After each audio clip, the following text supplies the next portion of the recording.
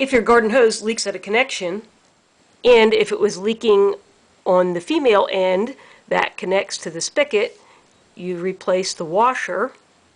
Or if it was leaking at the male end and you've replaced the washer inside of the sprayer, then the likely problem is the hose connector.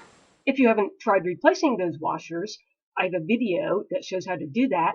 Click on the channel name, Know How Now, and find the playlist titled Garden Hose Repairs. The most difficult part of replacing fittings on the end of a garden hose is getting the correct connector for your hose.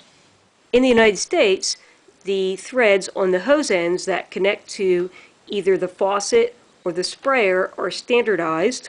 As mentioned earlier, the female connector fits onto the faucet end of the hose, and the male connector fits onto the other end. Garden hoses come in many different sizes. The most common size is 5/8 inch, and some commercial hoses are 3/4 inch. Use a sharp knife to squarely cut off the end of the hose.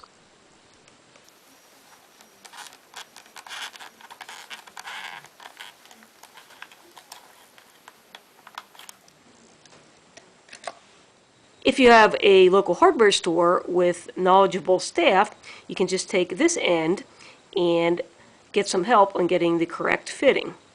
At the hardware store, you'll find that these are called hose end menders. The hose size is the inner diameter of the hose. You can likely put a ruler up to the inside of the hose and eyeball up what size hose you have. This is a 5/8 inch hose. There's a substantial difference in size between the 3/4 inch hose mender on the left and the 5/8 hose mender on the right. Due to the difference in size, I don't recommend buying a hose mender that claims to fit both a 3/4 inch and a 5/8 inch hose. Odds are that it won't fit either size hose very well. I didn't like this hose end for two reasons. The hose clamp was bulky and sharp, and it often leaked with different attachments, and I think that's because the threads are short and the end of the hose couldn't compress the washer on the end of the nozzle or whatever I had attached to it. I have high hopes for this brass male hose mender from Ace Hardware. It's a compression fitting. The cut end of the hose will fit in this gap. When this end is fastened onto the main body of the mender, it will close that gap onto the hose, making a tight seal. Because the wall of the hose is fairly thick, I'll place it in a cup of hot water and let it soak for a couple minutes. That will soften up the hose and hopefully make my job a little easier.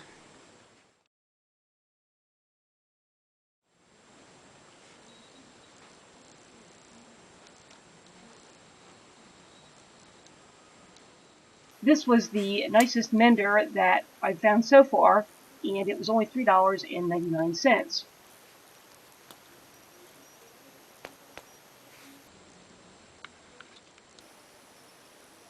To make sure that the hose doesn't back out, I'm pushing the two pieces together as I'm threading this.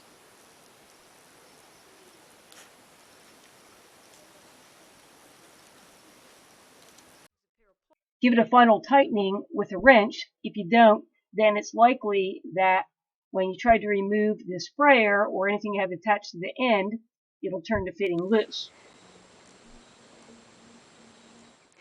If you choose to use the hose clamp type, simply slide the mender into the inside of the hose and tighten down the clamp with a screwdriver or a nut driver. If you choose this type, you need to slide it into the hose, which this one won't fit because it's a 3/4 inch, and then just crush these grabbers down with a large pair of pliers around the end of the hose. I've charged the hose to test my work, and there's no leak at the connection. I hope you found this video helpful. A thumbs up is always appreciated. Click on the channel name, Know How Now, to find other videos. And thanks for watching.